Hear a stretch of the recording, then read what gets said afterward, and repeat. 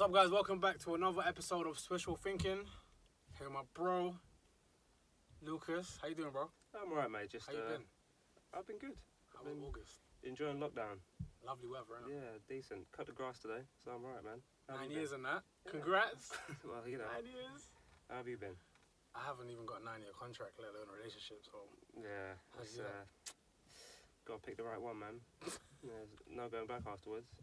But yeah, let's talk basketball, I guess. Have we got a guest today? Do we? I think so. Have you checked? Yeah, you're right, you know. Might Do you? do the honours. All right, we're here with the most famous Vear brother, Most famous one. and the most talented. Mr. James Vear is in the building. What's going on, Mr. James? Here we go. You broke our guest virginity. Yeah. Yeah. How you doing, guys? Good. How are you? I'm good. Good. I think we should say this is the first ever guest. Oh, on really? Guest. God, Thinking. I'm honoured. And you reached out as the first person I as did. well. Yeah. A very long time ago, before Yeah. the world went crazy. Yeah. So yeah, no, we're really happy to obviously have you here. Excited to have a chat with one of the, I'd say, most known junior, senior coaches in the UK. Certainly got a good profile, so obviously we're keen to speak to you. Knowledgeable, I'd say, very open in terms of sharing your X's and O's and Yeah. development, that kind of stuff.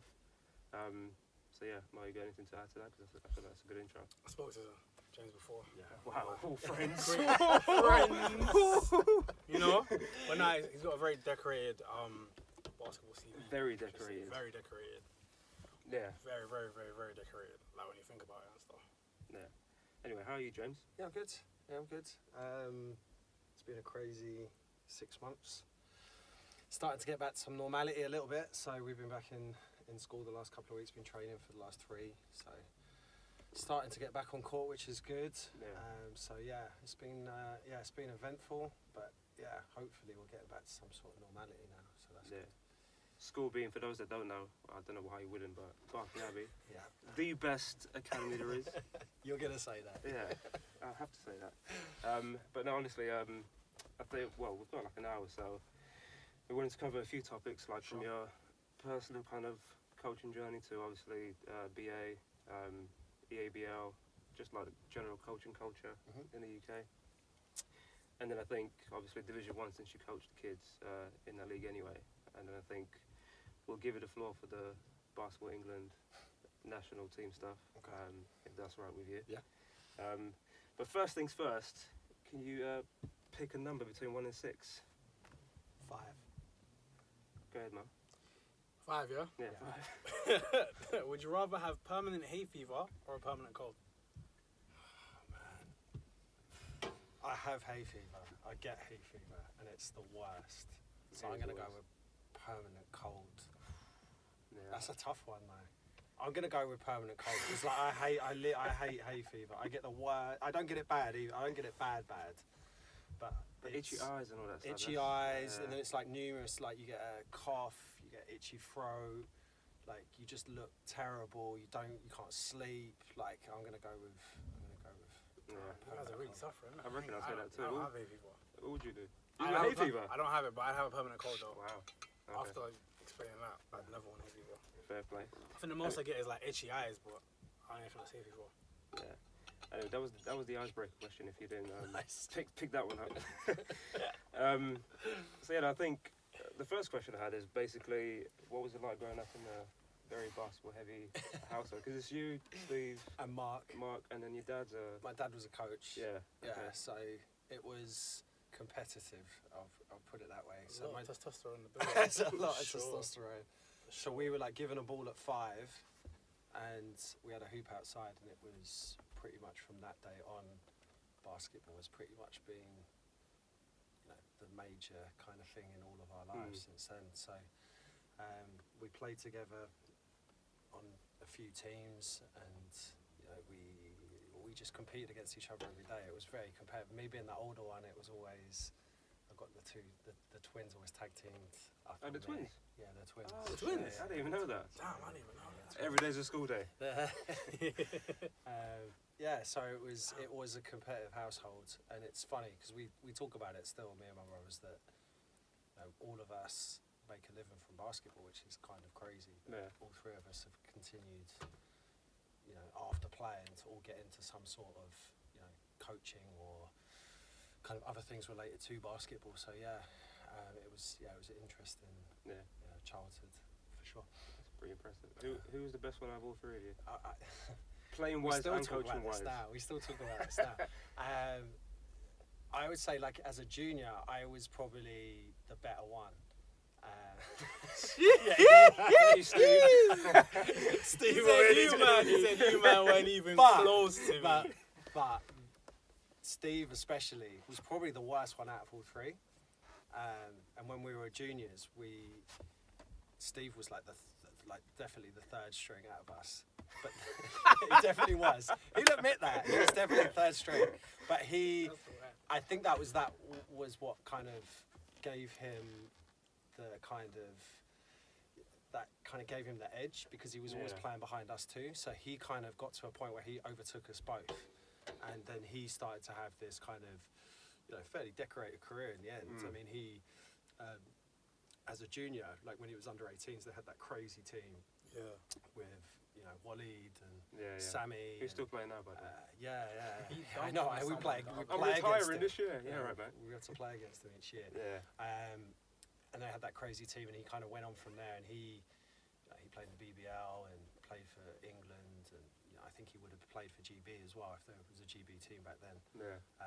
But yeah, he would have definitely been the one who ended up, after all of our players, he was the best one out of all three of us. Yeah. And then Mark was the one who talked the most trash. I mean, he was ridiculous when we played. He just talked the whole time. That's what he did. Yeah. Didn't matter who we played. He just talked trash all day, all game. That's what you gotta do. Yeah. So there was no other sport? We played football. So we all played football. To be honest, we all played every sport. So when we were younger, we played a bit of everything. But it was always basketball. Like, if we joined football teams, and it was like, which one are you going to play? You got a game on Sunday. You playing football? You playing basketball? And it was no choice. And I think by the time we got to 10, 11, it was like, we don't want to play any other sport. We're just going to play basketball. Just focus.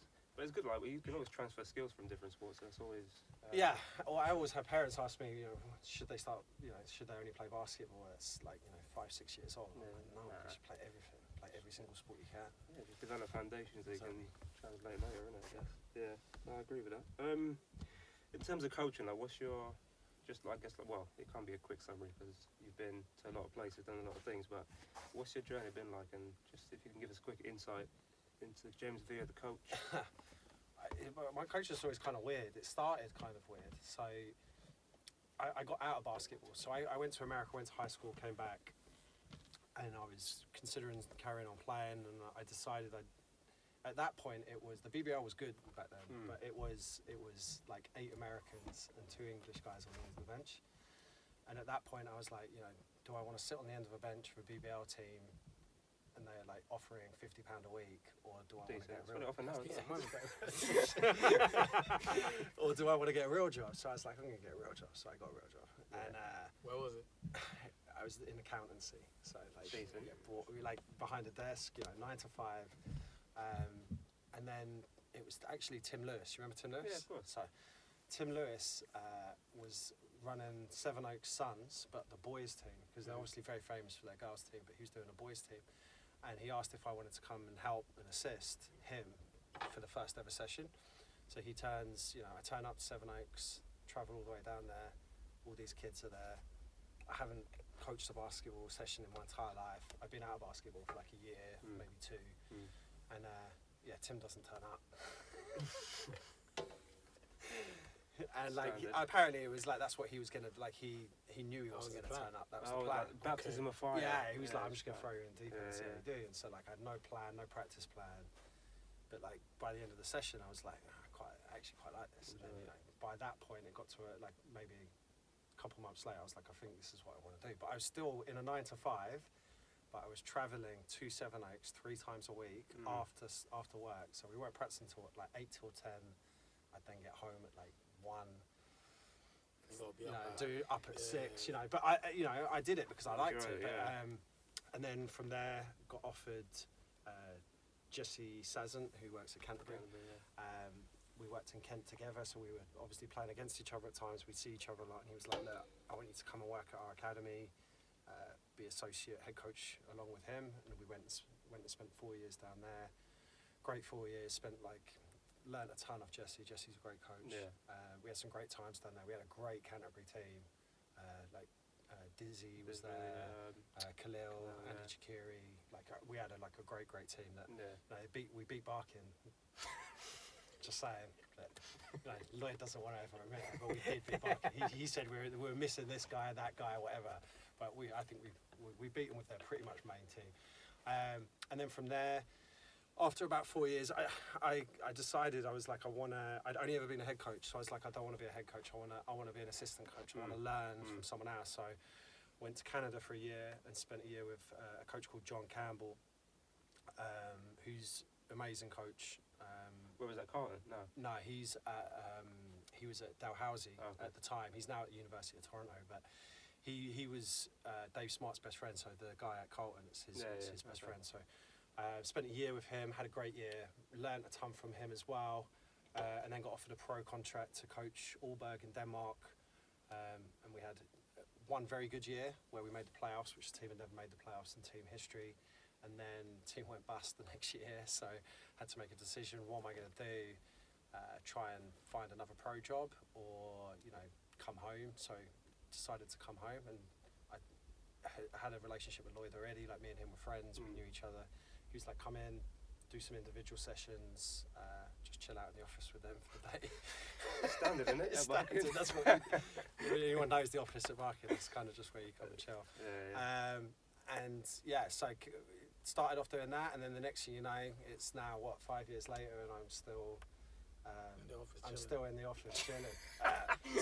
Now, back then I was chilling. Now it seems like I'm in the office doing tons of paperwork and not doing a lot of coaching these days. But obviously, that's most of the coaching stuff. And then obviously there's been national team in there as well. I've coached under 20s. I did that for 4 years and had some great times with the under 20s. And then did 3 years with the GB under 16s as the head coach, and then was very lucky to go to the Commonwealth Games, which was lifetime experience, and probably never going to get to do that again. I don't even know if they'll have the Australian one. The Australian one, and I'm not even sure they're going to have 5v5 at the Commonwealth Games from now going forward. They're doing 3v3 now, aren't they? So, and that's kind of where we're at now. So this is year number 6 at Barking coming up. Thank you, Tim Lewis. Yes, it's all on Tim. Yeah, sure. Do you want to ask you a question, Mo, about... This is not a serious question in the slightest, but anyone that knows you love your dog. Yeah, I do love my dog. You love your dog. So my question is, if the house is on, God forbid, if your house is on fire, is your partner and your dog, who are you going to save? Oh, man, that's... Because everyone knows you were everywhere with your dog. She'll watch this. So who would you save? Oh, man, that's it. You can't say. Well, you can't even say that. You're going to leave both of them? Man, I might have to leave both, just so it's... If you answer this, maybe in a doghouse. Yeah, exactly. It's going to be all over. I'm going to say, I'm obviously saying her. It's got 2 arms anyway. So I could probably get them both. Sure, if I can get them both. Yeah. But yeah, if it's... You actually asked it as well. I didn't think you would. Her. We're gonna go with her for sure, definitely. Sure. Wicked. And to be fair, my dog would probably find his own way out. He's pretty smart. Exactly. He looks pretty smart too. Yeah. A very cute dog. Yeah. Alright, cool. Just on the back of the coaching stuff with Barking, I think, let's address the elephant in the room. Yeah. The merger. Do you wanna go into that? Yeah. So today it is pretty much official. Everything is kind of being signed now. We've merged with London Lions, which is, I think it's a real positive. I don't think it's just a positive for Barking Abbey. I think it's a positive for British basketball. Yeah. It's been something that's been talked about for a couple of years now. I know that it's not just me that's been involved in this process, but Lloyd was involved in it before me. Mark Clark at Barking has been involved in this process, and we've kind of got to a point now where we feel like it's the right time to do it. Yeah. There's still lots of work. It's a lot of work in progress. You know, where we want it to go in the next couple of years. But with them, you know, entering Europe, we think it's a real positive. You know, that potentially it's another avenue for our players to play, and that's a big thing for us is opportunities. So. You know, the big thing for everyone at the moment and most players is they want to go to the States, but this is another option for us as well. You know, it's another option for players to potentially go and play in the BBL. But you never know; some of those guys might play in Europe. So it's interesting though because that conversation a while ago was about if kids can stay here and have an alternative. So so this might be the kind of. I mean, other places do as well, obviously, with like academies and unis linking together, but. With the whole European thing, this might be and we're doing a lot. So we're doing a lot with EABL as well. So our women's side is already fully integrated.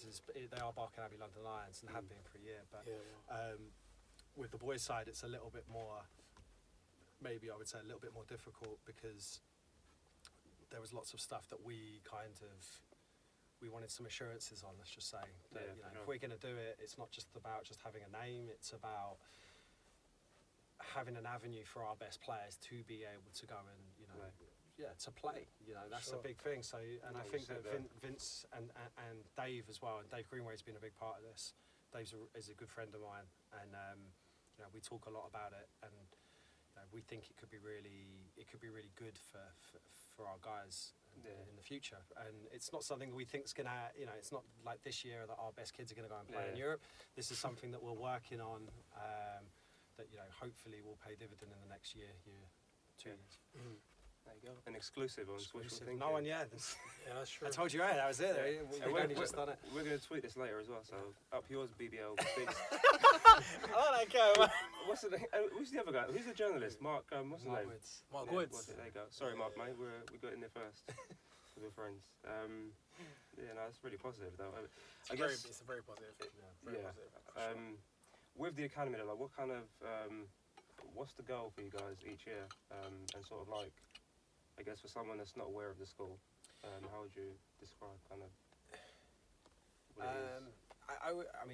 I would say that we're one of the better academies in the country, and that's a lot to do with the players that we get. That's important. You get good players, you're gonna compete and be good.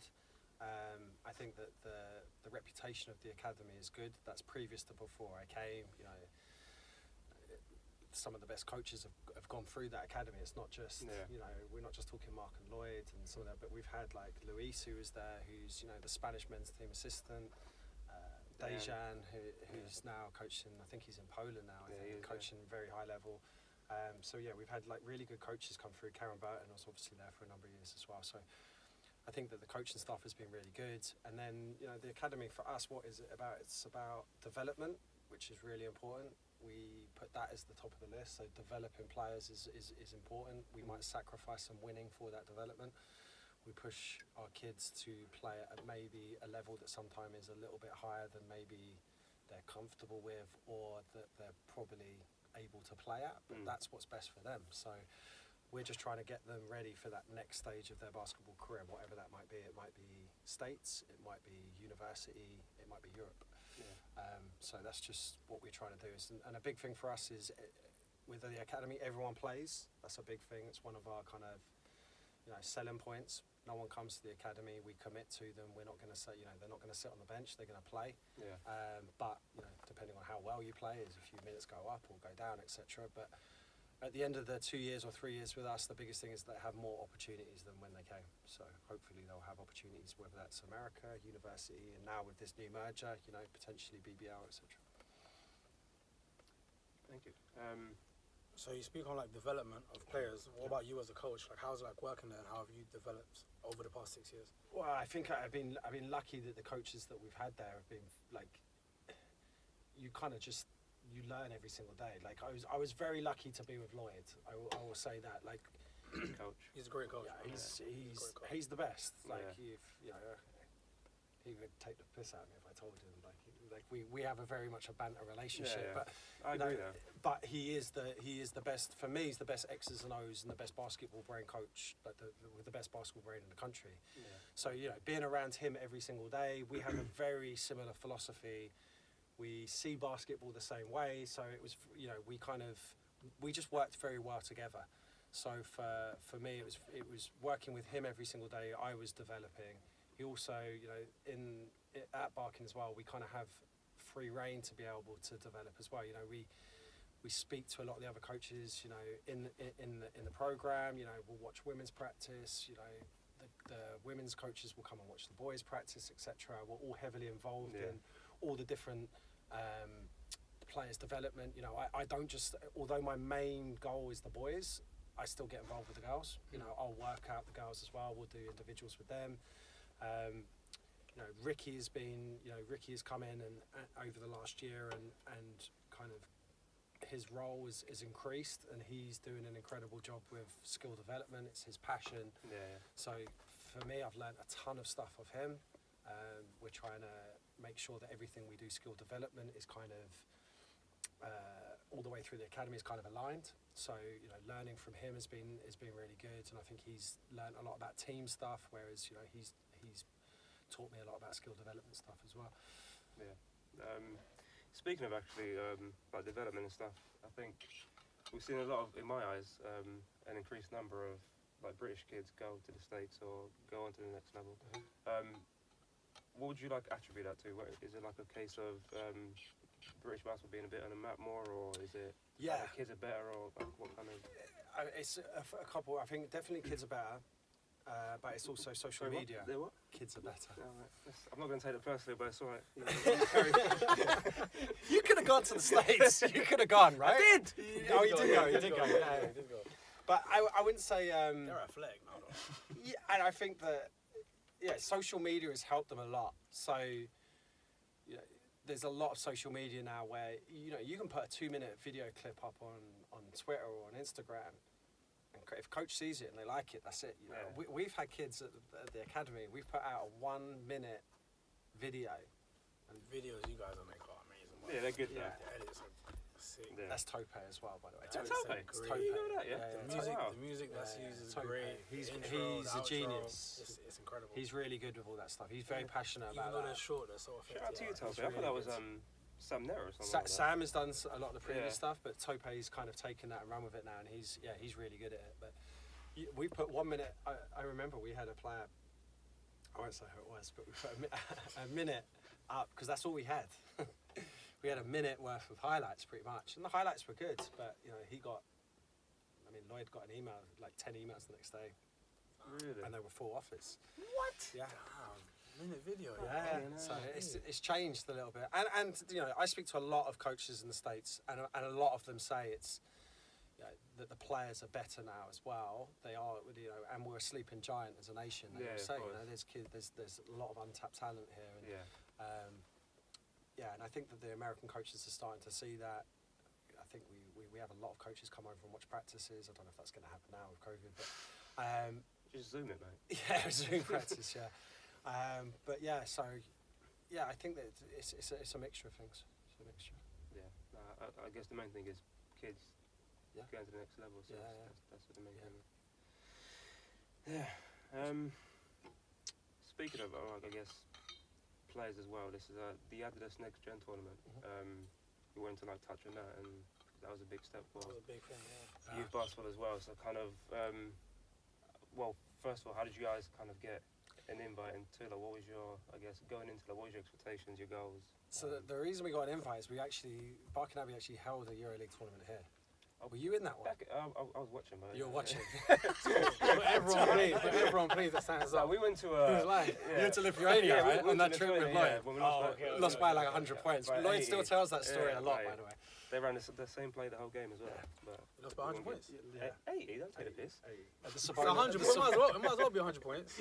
I swear, Lloyd, that still hurts Lloyd. Yeah, game. that still hurts me. He still That's talks crazy, about it a though. lot. Because even on Draft Express, it was like, Zalgiris, like, oh, this kid's good, this kid's good. Like, Yeah, Barking Abbey did not field any prospects. There we go. That's crazy. Yeah, sorry, go on. So, because Barking Abbey had held one, it wasn't called the EuroLeague tournament then. It was maybe Nike back then. It might have been Nike Youth Tournament or something. Yeah. But it was like really high level, a lot of good teams. And then Lloyd and Mark have stayed in touch with the organisers, and then I've kind of got involved over the last couple of years with a couple of the organisers, and they've reached out and said, you know, would you be interested in coming? And we've been asked in previous years, but the problem was we're very honest that the worst thing you can do is go to one of those tournaments and not be very good. And because if you do a Lithuania. yeah, Like we did. because you'll get not only will you get embarrassed, but You won't you go know back. you probably won't get Yeah, invited you won't back. go back, yeah, you won't go So back. you have to we had to be That's careful. why he never went. Yeah. But we probably should have gone some other years, if I'm honest, looking back at older teams. But I think we were a bit cautious, and I think, you know, when Lloyd left to take over the Royals, I looked at the team and I was like, I like this team. I think that we've got some really good prospects. Let's go ahead and enter. And then we were a little bit short as well on players, so then I started thinking, well, could we make this where we bring in a couple of players as well? And then a lot of the other teams were doing that. Yeah. A lot of the other teams had numerous players from numerous other. Really? Oh yeah, Oh, a lot of for them do real? it. Yeah, yeah. So it wasn't like we were the only, like trying to take advantage or anything. In the rules, it says as long as the player is From the country. yeah, Wearing from the a country and kit. registered, yeah, pretty much he can play. Yeah. And you know, we took quite a long time in picking the players. You know, Cam Hildreth is, you know, he's a special player, and I have a very good relationship with Cam. I've known him since he was a little kid. I know his dad very well as well. So he played for me at national team. So he was like a no-brainer for us. And then Elijah Walsh, who I really, really like, although he struggled a little bit at times. So it was nothing to do with him playing. He played 2 days with us before we went, and we're trying to teach him some of the stuff we do. It takes longer than 2 days. And then Giovanni as well, who plays with Will Maynard at Charnwood, who is a huge prospect. I'm telling you, Giovanni is going to be a monster. Like, he's going to be a high-level Division 1 player. I think Heard it here he's first. getting. That's too exclusive now. Yeah, he's getting a lot of very high major looks, and I'm getting a lot of emails about him as well. So yeah, and then when we went in, I had no expectations whatsoever. All I wanted to do was I remember speaking to the coaches before, was like, all I want to do is compete. I don't want to get blown out. Yeah. And that's all we were thinking about going in, is just try and compete, try and be in every single game. And then, you know, that first game was great. I mean, we beat Badalona, who were the team who were favourites to win it, and they got 3 guys on their team that were.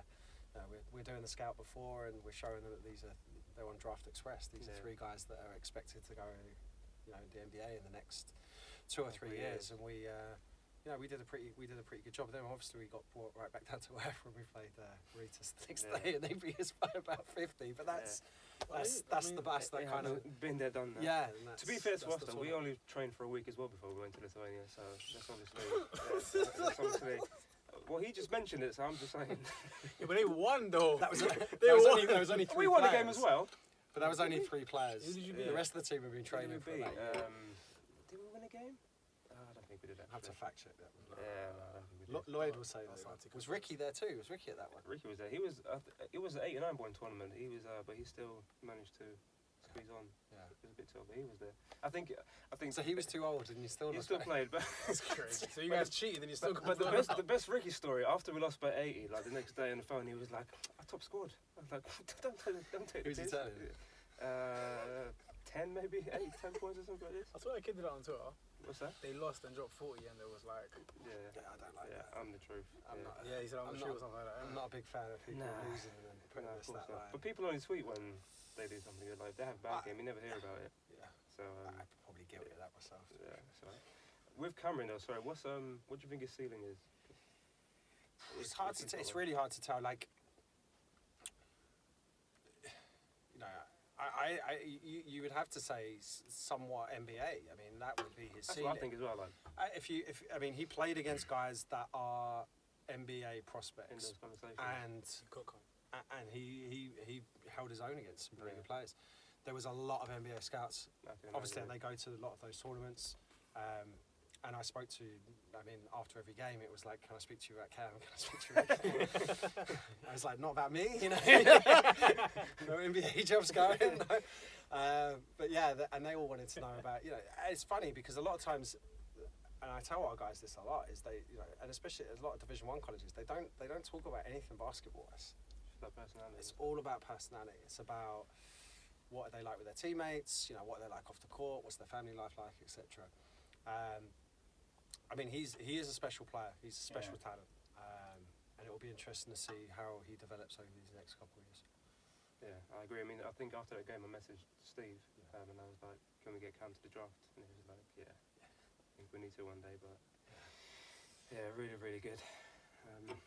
He kills us every time we play him as well, which Yeah, frustrates me as well. Yeah. So who could you compare him to? To whoever came up from here before? Previous UK Apart players? from me, obviously. 'Cause I'm I mean, he shows, sometimes there's flashes of Luke Nelson.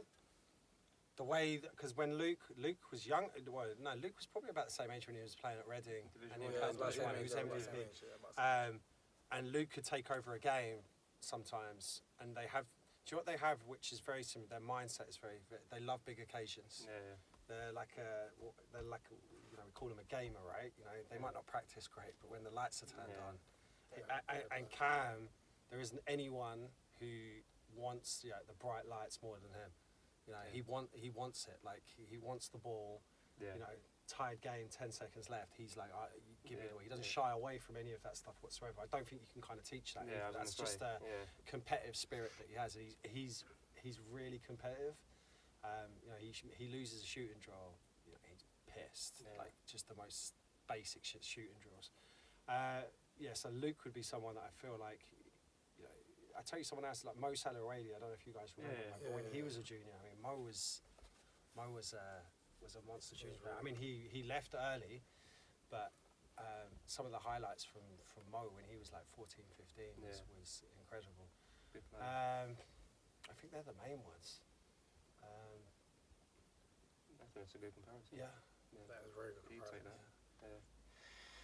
You take that. EABL. What's like your opinion of the league, how it's run, against the competition? Do you think there's too many academies? Yeah, it's too many academies. And, you know, that's something that I think will be fixed soon.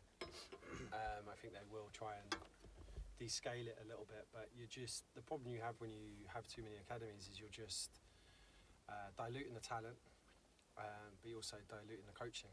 So if you've got 100 academies, 100 coaches, and pockets of players here, there, and everywhere, you know, that's not necessarily good for the players, because the players need to go against good players every single day. And if you're in an environment where that happens, that's good for the player. They need to be around good coaching every single day. And you know, there is a lot of academies. And it's not, you know, we're just talking about EABL. I mean, EABL, there's, you know, there's quite a few, but ABL, I mean, there's academies that I've never even heard of, and that's a different, you know, that's not necessarily the top elite players are going to the ABL academies. They mostly go to the EABL. I know there is exceptions, and some of them do go to ABL academies, but I think it's the level has decreased because of that over the last, I would say, 3 or 4 years, because there is more academies. The talent is diluted, which makes the competition maybe not as strong as it has been in the past.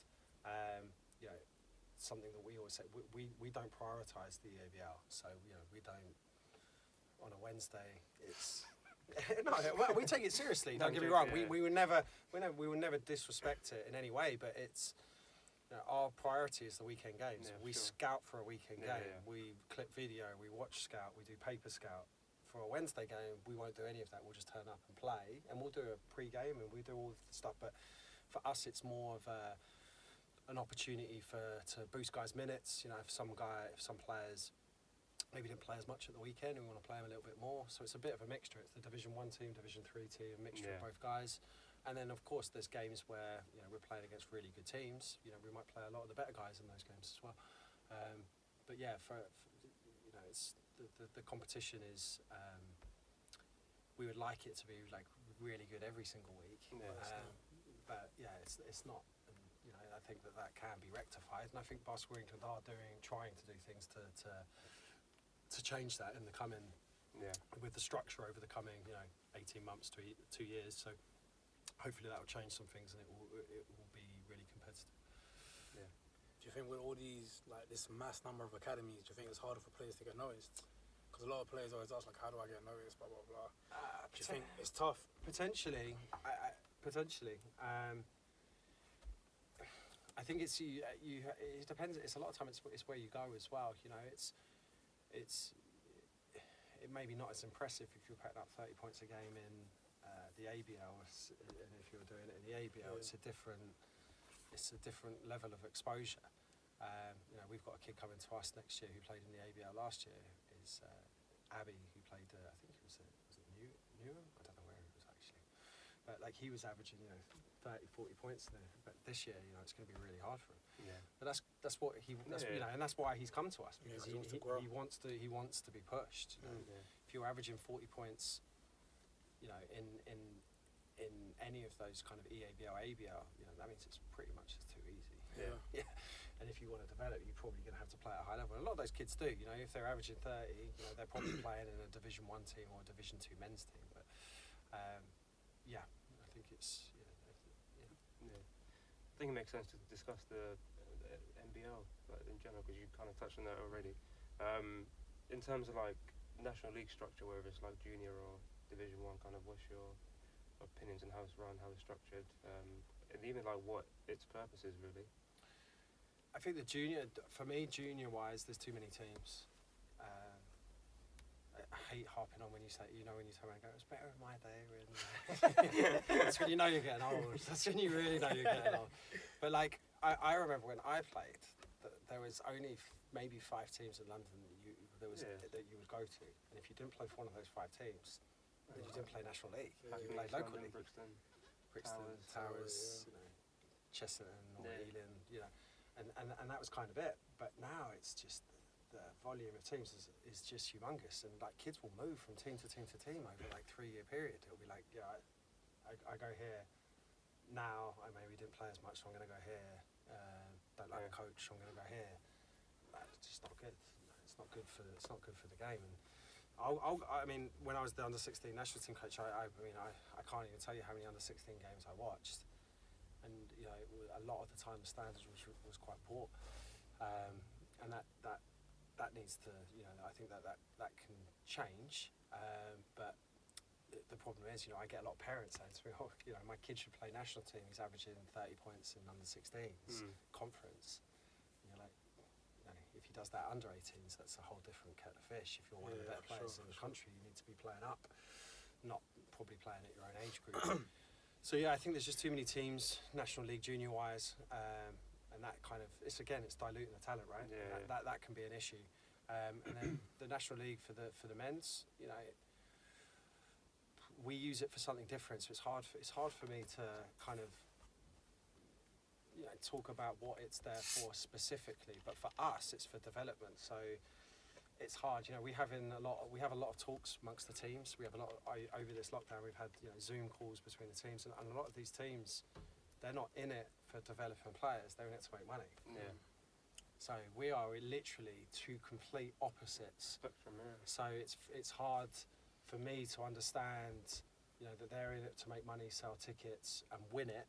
Whereas we're not looking at it like I don't ever go into a season thinking we're going to win it. That one crazy team that we did win it, with Josh Steele and Carolus and Dwayne and Akwasi and all those guys. But we don't go into a season ever really thinking that. We're just trying not to get relegated, and just try and develop the players. So it's hard for me to kind of know what the actual, because I know what we use it for, but then each team's going to have a slightly different viewpoint of what they use it for. Yeah. So with each team having different reasons to use it, what do you think the league should serve? Like, what should be what's its purpose? Like the NBL itself. Or do you think it already serves its purpose? I think it already serves its purpose. I mean, there is. I think there is opportunity for growth within that league. Once again, I'm going to do the whole. Back in my day. I didn't play Division 1, but I used to go and watch my brother play a lot. Yeah. And he used to play for Worthing, and then he played for Reading as well at times. And I remember the Manchester teams then. There were some teams back then that were like oof, Yeah, that was they it. were like legit teams. And I think I think there might have been more money in it then. That the kind of the league was quite strong at that point. And I remember going to the games. I mean, Worthing is a team that have always had a really good following. I used to remember going to the games and I couldn't even sit down. I had to stand up because there wasn't enough room. Manchester was the same. Reading had similar crowds as well. And I think it kind of gone a little bit like this at times. And that can be a lot to do with promotion, relegation. Teams come up, teams go down. Teams are in it for different reasons. So yeah, I don't know how it's gonna. I think it will grow. There is some things going on behind the scenes that I've been in some meetings regarding where they want the league to go in the next couple of years. And I think there's some real positive things actually happening where they want it to be more professional, which for us, although we wouldn't use it that way, I can understand why it being more professional of a league would benefit everyone. If there's big crowds there, lots of people watching, it's good for the sport. So. For sure. Speaking of the men's game, NBL 1 especially, who do you hate coaching against the most and why is it like that? That's why.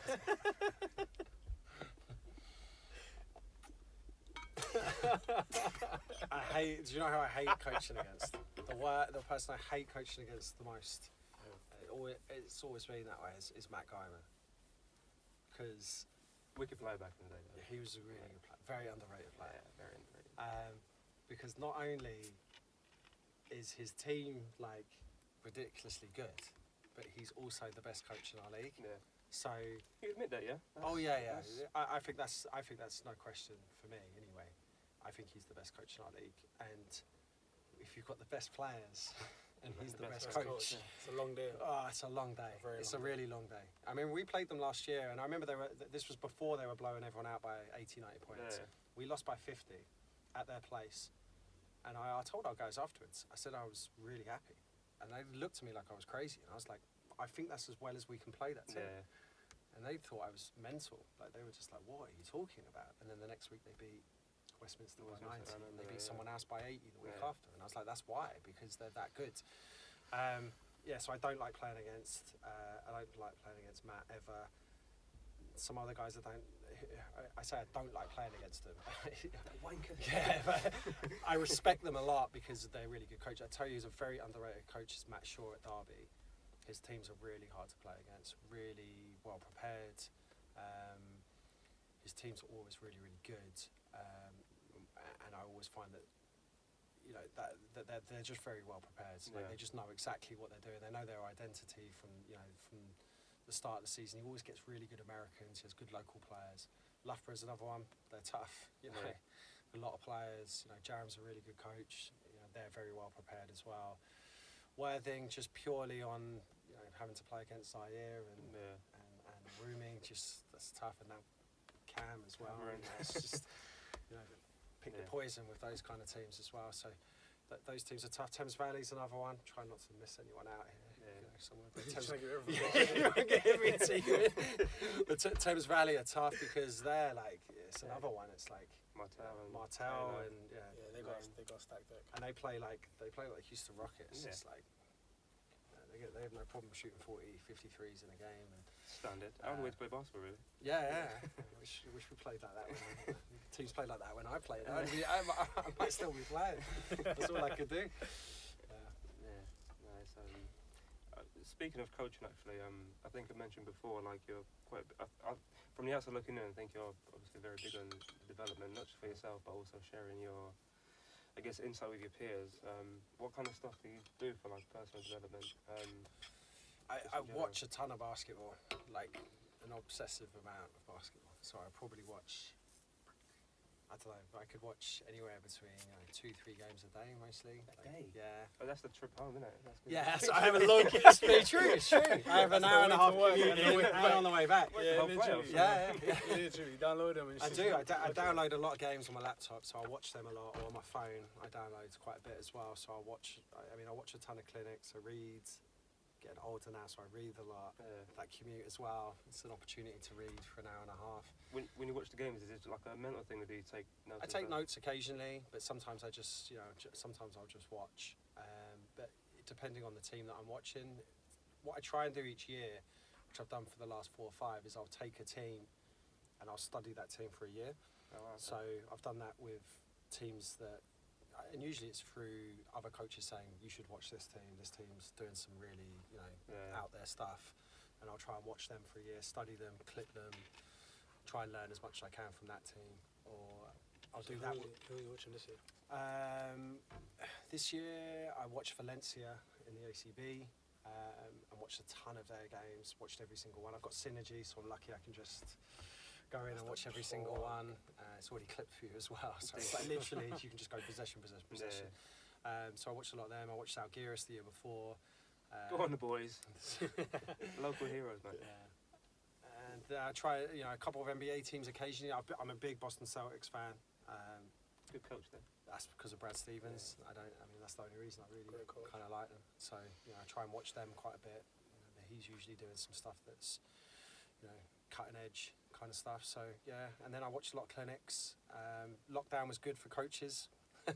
Yeah. Every coach will tell you it was good in the sense that there was so much CPD. I mean, it was borderline insane. Yeah. I was lucky enough to be a part of a couple of things. There was a thing called the Coaches Embassy. And it was coaches from all over the world, and they were doing like presentations during the day, and it got to the point where the guy who ran it was a guy called Layson Perkins, who I'm friends with, and he spoke to me and said, "Do you want to do one?" And I was like, yeah, I'll do it. And he was like, "Right, it's going to be an hour, like probably only going to be 10-15 coaches doing the thing." Next thing you know, there's 400 coaches, I think, or something ridiculous like that. And then he was like, "Oh, just so you know, it's your presentation." Oh, I think it was before me. He was like, "Billy Donovan's on before you." I went, "Wait a minute." Wait a minute. Oklahoma City head coach is on before me. And he was like, yeah. So, you know, if it runs over with him, don't, you know. But like, Billy made your mind. There was a big drop off, you know. It was like 3,000 people, like, and then suddenly, you know, 12. You know, the drop off was quite considerable. People logged off when Billy finished, but it was good for, you know, there was so much CPD. I mean, it got to the point where I ended up doing, just on that Coaches Embassy, I think I did 3 or 4 clinics in the end, which was just good because it gave us, you know, it gave a lot of coaches purpose in the sense that, you know, I had to do a presentation, so it made me, you know, research for it, etc. Got to watch like a ton of clinics for free because I did it. I got to see all these clinics for free as well because a lot of them, you know, you had to pay for some of them. Yeah, and that's probably, you know, most of the time that's what I do. Try and watch as many practices as possible as well. I'm going to try and get along to Lions practice soon. I want to go and watch them, especially with all this new intake of players and stuff. And now with this merger as well, it'll be good to see what they're doing. Yeah, absolutely. Probably don't know. But yeah, it'll be good to see what they're doing. You know, me and Dave especially have spoke about, you know, trying to have some synergy between what we're doing. Yeah. Some of the things that we do and they do, trying to have some similarities in some of the stuff they do. So yeah. Nice. That's very nice. I guess with coaches in general, I think, I mean, for me, like for us looking in, I think it seems like people share this stuff. Is that what it's actually like? Are people willing to share, or is it kind of like? I was in Canada and Denmark, and the level of sharing there is considerably more than the level of sharing here. Yeah. I think it's a British thing. I've said this before. It's a British thing. I think it's got nothing to do with not coaches maybe not wanting to. I think it's just the way that we are as the culture, and it's what we are as Brits. Yeah. So like in Canada, I found it really weird that everyone wants to tell you everything about everything they do, and are willing to literally say, "There's my hard drive. I've got everything on there. Just take what you want." Whereas, you know, maybe over here it's a little bit different from that. I feel like I try and be as open as possible. I was going to say, yeah. I try and be like, if people reach out and they want stuff, like I will give them as much as you know, they want, pretty much. But I think it's getting better though. I think it is getting better, to be honest. I think lockdown has helped with that a lot. We've done a lot of, like I said, you know, there was all these clinics, but we did a lot of like masterclass, like Zoom calls, and I was lucky to go on some like some crazy ones that like I had no right kind of being on. Like David Blatt, they did one with David Blatt. Yeah. We had some rugby coaches, some like the England rugby coach was on there. We had just loads of different ones, like not only just basketball as well. So I think the culture is starting to change a little bit, where there is a lot more sharing. I think that's a lot to do with COVID as well, because it's easier to be able to share, because Yeah. now Zoom, you know, Change everything. yeah, you don't have to go, like clinics were always, a clinic was you go to a basketball gym and you watch a clinic yeah. on a court. Now that's completely changed. I think all clinics now will be done over Zoom. I don't think many times you will go. Money and travel. Yeah, it saves So so much. And then it's also, if you're in a gym and you're watching a clinic and it's not very good, it's, you know, what are you going to do? Stuck there for an hour. Just stuck You're there. like, what do I do? Stuck in Brixton, you Yeah. can order from Newcastle. Yeah, exactly. Whereas if you're on a Zoom call, it's really easy. You just hang go up out, and be like, yeah, I don't want to literally. watch anymore. Yeah. And that, I think that's a positive as well in that sense. You can, I think, yeah. Cool. Oh, you got anything? So you talk about player development and stuff, but obviously a lot of coaches have different goals, whether it's winning, like you said, the team's making money and stuff. What do you think coaches' goals should be? Should they be a merger of different things, or It depends what specific to the team? It depends what that team's goal is. Every team stroke academy might have a slightly different goal to each other. So then their goals might, you know, that might kind of contribute to what their end goal is. So it might be winning. So for, like we said, for some of these Division 1 teams, it is winning. That is the priority for them. Where, you know, for us it's slightly different. Whereas, you know, BBL, I think every single team in the BBL would say their main goal is to win, because Sure. it's a professional league, and that's where it's slightly different. I think that, you know, if you're a youth coach, it should be development. It shouldn't be winning. Yeah. And I agree. I think that that's a big problem in the country. Yeah. How selfish do you think coaches should be? Because it's a selfless job, but some may have aspirations to, you know, Yeah. level up at different places. That's So a how good question, selfish do you man. think it should be? It is. I think that Thank you, I think you have to understand that if you're doing a really good job developing players, and I think it's our job as a national team, you know, of talent identification of coaches, is to be able to identify those coaches that are doing a really good job of developing players.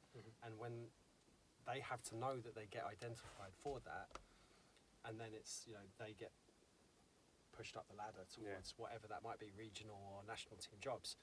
Now it's not easy to be able to identify that, but I don't think it is hard actually. I think it's quite easy sometimes to see, because if you go and watch, I mean, I've watched so many youth games over the years that I think it's really easy to watch a team and know if that coach has, you know, developed those players well, whether they're winning or losing. Sometimes I think it's quite easy to see, you know, if he's trying to teach them the right way, you know, the way he's talking to his players, etc. And, you know, if they're doing those things, I think we as a national team, and, you know, they have to reward them. And that if coaches see that, if a coach sees, you know, if development is the main goal, and the coaches that are doing that the best, they get rewarded, then they're going to think that's the way that I need to do it to get seen. The problem we have had in the past is if your team is winning, you are deemed as a really good coach. Yeah. Which is not always the case. Yeah. And that's where, you know, the youth age groups, don't get me wrong, we all like to win, but the end goal should be at those youth age groups is to develop your players. Yeah. For them to be better basketball players for their next stage of their career. So it's difficult though. It is difficult. It Yeah. is. You know, when I first started coaching, I wasn't thinking about developing players when I first started. I was just like, I just want to win. Yeah, sure. I remember having to play against. I played Tassis when they had Andrew Lawrence and Jack Stannard. And Cameron. And Cameron. Jack Back Steiner then, was Cameron. nice. Cameron Catcan. Yes. And I mean, they were like ridiculous, and like I wasn't even thinking about, you know, about developing my players. I was like, I'm sitting in the 2-3 zone for 40 minutes and not trying to get beat by 60. Yeah. But like, It's it's difficult, but because I didn't even think about that when I first started. I think in coach education is really important. The coaches have to be educated on, you know, these aspects. You know, development over winning. That's important. A lot of the best European teams, that's what you hear their youth coaches talking about all the time.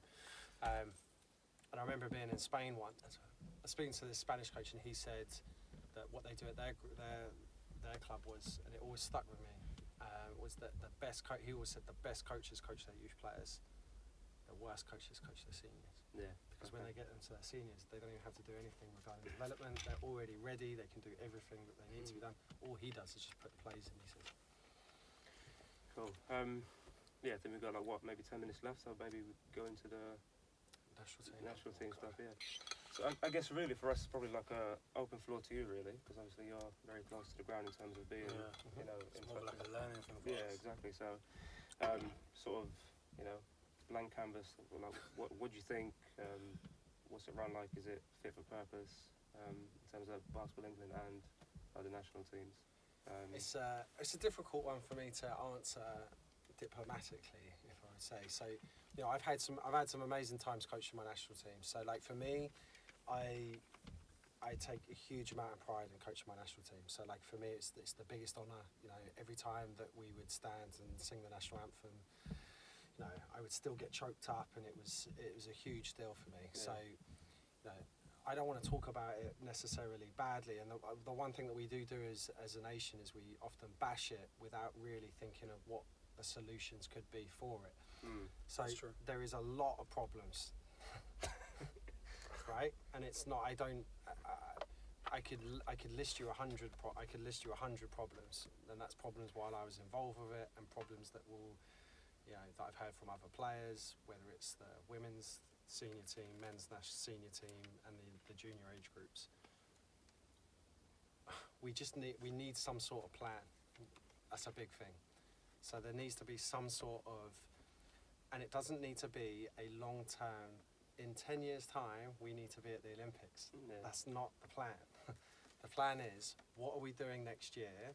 How are we going to try and be better than we were the year before? Big thing for us at the junior age groups, we have no time with the players whatsoever. That's huge. So, you know, I hate to make excuses, but you know, when you go to a European Championship, and this was when I was with the 16s, and you speak to other coaches, and they're saying, yeah, we've been together for 8 weeks and we've played 10 warm-up games. What about you? And you're like, we've been together 2 weeks and not played a warm-up game. Yeah. You're at a disadvantage, whether you like it or not. Yeah. And you know, there's things that I've done, you know, that I haven't done particularly well at national team, and I could have done better. But I think that as a whole, there needs to be just better synergy between what everyone's doing. And I understand that, you know, there's not a lot of money, there's not a lot of funding, but I hate that as an excuse, because I don't think that's an excuse. Because we can find ways to get kids together for national team get-togethers previous to 2 weeks before. We've got to find ways to be able to do that, whether that's you get buy-in from, you know, I don't know who it could be. It could be an academy that says, do you know what, we're going to host you for a weekend and you can come and do national team training with us for 4 days or whatever it might be. But we've got to find ways to be able to get the kids together for longer before they go to European Championship, because we're at a huge disadvantage. And although we're having success at certain age groups, you know, Alan's done an incredible job with the 18s, getting them, I think that they finished 9th, or was it 8th? 7th, I can't remember. One of the three. Yeah. They finished one of those three. They finished. They finished with like the highest ever, the highest ever. Yeah. You know, and you know, Carl Brand did an incredible job with the under-20s as well. They had such a limited amount of prep. You know, what would have happened if they'd have had A bit longer. you know 8 weeks together and done a huge amount of prep and met at certain times during the year? Then who knows what could have happened? And I don't know what happens in the future. You know, the men's side, you know, I'm quite close to a couple of the players there and the coaching staff as well. It seems a bit disjointed. It seems a bit, you know, no one really knows what's going on, you know, and I don't know how it's fixed. You know, there has been a power shift from, you know, it being GB and then being taken over now by the home nations. Has that worked? At the moment, it's kind of hard to say. It's still maybe early days. We'll have to see how that goes. You know, I've loved coaching my national team, and I want to, at some point in the future, you know, hopefully coach them again. But I don't know what the solution is. But I do think that we need to stop thinking about these long-term plans, which I keep sitting in these meetings, and they'll be like, right, in 8 years' time, we need to try and make the Win a gold Olympics. medal. But that's that should not be our priority at the moment. That's not the priority. You can't put you can't say in 8 years we need to do this without addressing what is wrong now and what needs to be fixed for the following year. So I hope it changes. And the thing that I always hear from every coach abroad is when is GB going to get their shit together and be a world power, because we have so much untapped potential. It's ridiculous. For sure. And hopefully bringing back. I spoke to Pops during lockdown, invited him to come on and do a Zoom call for some coaches. And I asked him, those kind of questions as well. How do we fix it? And he had some really good ideas, but I think getting those guys involved is really important too. Those older players, Joe Leadham, Pops, Lou. Yeah, for sure. Those guys are really important, I think, to not just short term but long term plans. They've been there and done it from being here. All the way to the NBA and the highest levels. Sure. I think that we got to use those resources as much as possible. I think that they're really important to everything that we do in the future. And I think Pops is starting to get more involved with Basketball England, which has been a real positive. I know he told us that was something that he was looking to do as well, which is good. I know Joe Leadham is very starting to get more involved, which is really positive on the girls' side. Temmie's been involved, with certain things. So I think we need to use those resources as much as possible. I think that's important. I think that's as well as you can answer that. Yeah. If I'm being honest. We've probably got like a minute left. I don't know. Do you got any final things or? It's about the Adidas Nxt Gen Tournament. Yeah. So you missed fixtures, right? So what? You missed games while you were there. Yeah. Did they fine you? Basketball England. Yeah. They fined you. Yeah. All right. We argued it, and we didn't pay the fine, but we were initially fined. Yeah. That's perfect. Mental. It was pretty stupid, but I think that because it was the first time that someone had done it, it was something that they didn't expect. They didn't know how to handle that situation. I think that they were put in a kind of situation where they didn't really know how to handle it and kind of panicked and this is what's in the rules and regs. You must be fined. Instead of thinking, wait a minute, this is an unbelievable opportunity. The other team is okay to rearrange it. We're okay to rearrange it. Let's just rearrange it and not fine. But we didn't pay it, so it's all good. Anyway, I guess in the last if in 30 seconds, to finish this up, what would you say to your 18-year-old self? Got 30 seconds, go. Jesus, 18-year-old self. I don't even know. I would have probably tried to have made it. I would have probably not given up as young as I did basketball-wise, playing-wise. Because although I love coaching more than I did playing. I think I quit too early playing. I feel like I could have carried on playing, even if that meant it didn't mean that I had to play at a high level, but just to carry on playing because that kind of when you're in a basketball team and you play with other guys and it's that kind of team aspect. I kind of missed. I did miss that a lot for a couple of years.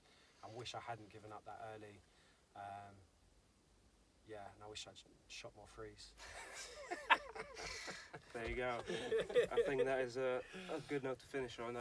James, thank you for coming down. We've really enjoyed it. It's been another episode of Swishful Thinking. We should be back hopefully soon. But in the meantime, we appreciate you for coming down. Thanks, guys. I meant to Elbow Show, but whatever it is. Been a pleasure. It's a wrap, guys. Go.